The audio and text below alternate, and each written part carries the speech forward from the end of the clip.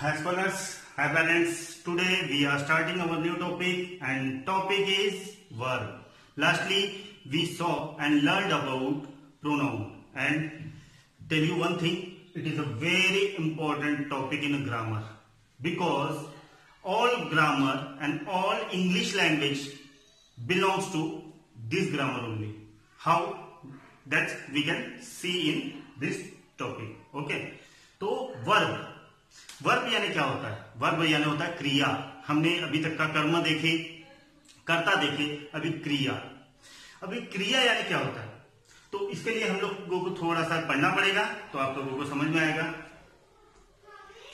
Verb is probably the most important part of speech. It is so important that no sentence can be complete without verb. No sentence can be complete without verb. यानी कि verb इतना important है अपने English language में, नहीं कोई भी language में क्रिया इतनी इंपॉर्टेंट होती है कि उसके बिना कोई भी वाक्य या सेंटेंस पूरा नहीं होता है, अधूरा होता है. ठीक है, तो इसीलिए वर्ब बहुत जरूरी होता है कोई भी वाक्य बनाने के लिए.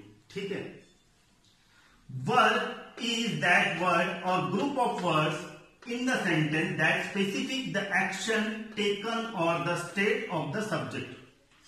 अब इसकी डेफिनेशन है कि वर्ब यानी कुछ शब्द या तो कुछ शब्दों का समूह मिलकर कुछ ऐसी चीज बताता है कि कर्ता यानी कि सब्जेक्ट क्या कर रहा है या सब्जेक्ट का स्टेटस क्या है. यानी सब्जेक्ट यानी कि इंसान या वस्तु क्या कर रही है, क्या कर रहा है, या तो इंसान या वस्तु का स्टेटस क्या है, तो वो बताता है वर्ब. ठीक है, इसको वर्ब को समझने के लिए मैंने इसको 3 कैटेगरी किया हूं, तो हो सकता है कि आपको आसानी से समझ में आ जाए. ठीक है, तो verb gives us one of the following 3 details. In 3 details में से कुछ न कुछ आपको वर्ब हिंट देगा. अब वो क्या हिंट देगा देखिए. It tells us what a person और थिंग इज डूइंग. पहला चीज ये अपने को उससे आभास होगा कि इंसान या वस्तु क्या कार्य कर रहा है, तो उसका बोध होगा आपको वर्ब से, यानी कि क्या काम कर रहा है. Second, it tells us what is being done to a person और थिंग. अब दूसरा बोध क्या होगा कि कोई वस्तु या पर्सन, इंसान के लिए क्या कार्य हो रहा है. तीसरा, it tells us about the status of a person और थिंग. जैसा कि मैंने कहा कि कोई वस्तु और कोई इंसान के बारे में स्टेटस यानी स्थिति बता रहा है. तो हमारे पास 3 ऑप्शंस है जिसका हमें बोध होता है वर्ब देखकर वाक्य में.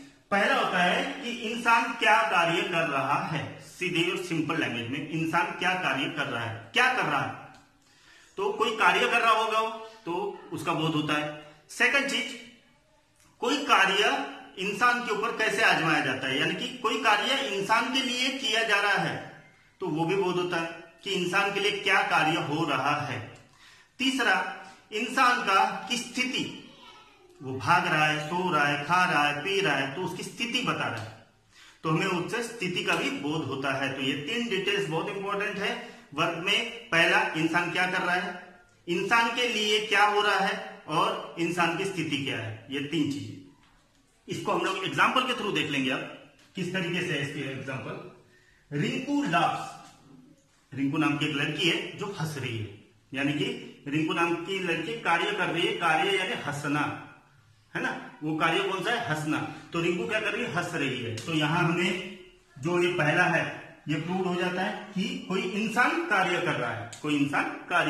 अब दूसरा, द कार वॉज ड्रिवन. अरे कार वस्तु कार चल रही है, तो जो चलना है वो कार के लिए बताया गया है यहाँ कि एक कार्य है जो सब्जेक्ट यानी कि वस्तु के लिए एक स्टेटस बन गया कि ये कार है जो चल रही है. तो यानी कि कार्य हुआ है कोई वस्तु या पर्सन के लिए. तो हमें सेकंड वाला भी कंफर्म हो गया। The car is good, the car is good. अब स्थिति जो मैंने आपको बताया था, स्थिति यानी स्टेटस, कार अच्छी है, अच्छी यानी क्या, एडजेक्टिव, याद होगा आपको मेरा पिछला सेशन। तो अब इसमें वर्ब कहां से आ गया, तो it is a verb, is here is a verb. अब वर्ब कैसे, ये हमें हेल्पिंग वर्ब के नाम से हम लोग इन्हें जानते हैं, हेल्पिंग वर्ब, वो हम लोग बारी बारी से लेंगे। तो यहां कार अच्छी, कार अच्छी, ठीक है, तो इज यानी है, तो है वो भी हो गया एक कार्य, ठीक है। अब वो किस तरीके से होगा, हम लोग बारी बारी से जो सेशंस लेंगे तो उसमें आपको पता चल जाएगा कि what is helping verb. Often in a sentence the verb compares and more than one words. अब बहुत सारे सेंटेंसेस में एक से ज्यादा वर्ब भी लगाए जाते हैं, वो कैसे, जो मैंने हेल्पिंग वर्ब बोला था ना उसके साथ। अब वो कैसे, हम लोग एग्जांपल के थ्रू देखते हैं। I will go to school, I will go to school. अब मैं यहां अगर बोल दूं आई गो टू स्कूल, ठीक है, तो वो भी बनता है I go to school, I will go to school. अब यहां जो ये विल और ये गो, ये दो हो गए हमारे वर्ब।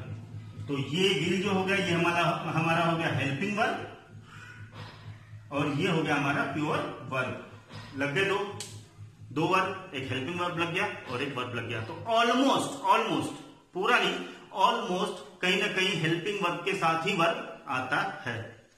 सेकंड लेंगे, he has been studying hard for his exam, has been studying hard, study hard is a adjective there, sorry adverb there, वो एडवर्ब हम लोग अगले सेशन में देखेंगे क्या चीज। Has been, same here again helping verb and is studying is pure verb. तीसरा वाला, the little girl is laughing, एक छोटी बच्ची हंस रही है, तो laughing is a pure verb and is a helping verb. Second वाला जो हमने देखे, he has been studying hard for his exam, वो अपने एग्जाम के लिए काफी ज्यादा मेहनत कर रहा है, यानी कि काफी ज्यादा पढ़ाई कर रहा है, ठीक है। तो ये हो गया हेल्पिंग, ये हो गया हेल्पिंग, ये हो गया वर्ब।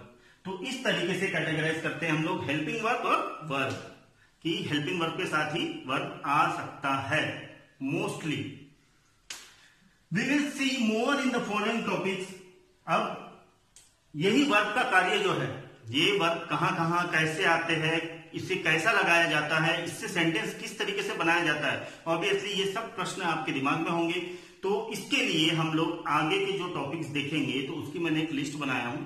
तो ये टॉपिक्स में वर्ब का क्या काम होता है, क्या स्थान होता है, तो ये आपको पता चलेगा। तो उसके लिए है ट्रांजिटिव एंड इंट्रांजिटिव वर्ब, यानी कि सकर्मक और अकर्मक क्रिया, active voice and passive voice, moods, tense, person and number, infinitive, participle, gerund and auxiliary.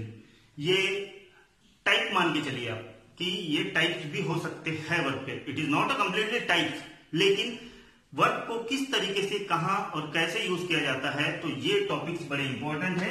ये टॉपिक्स में हम लोग देखेंगे कि वर्ब को हम लोग किस तरीके से यूज कर सकते हैं। तो वर्ब को तीन चीजें याद रखिए कि वर्ब यानी क्या होता है, कोई इंसान कार्य कर रहा है, कोई इंसान के लिए कार्य हो रहा है, या इंसान की स्थिति। तो ये तीन चीजें मुख्य है वर्ब जानने के लिए। वर्ब यानी कार्य, काम करना। मैं खाना खा रहा हूं, ठीक है, तो वो मैं सो रहा हूं, तो ये हो गए हमारे कार्य जो हम करते हैं। जैसा कि मैं अभी पढ़ा रहा हूं, तो पढ़ाना एक कार्य हो गया।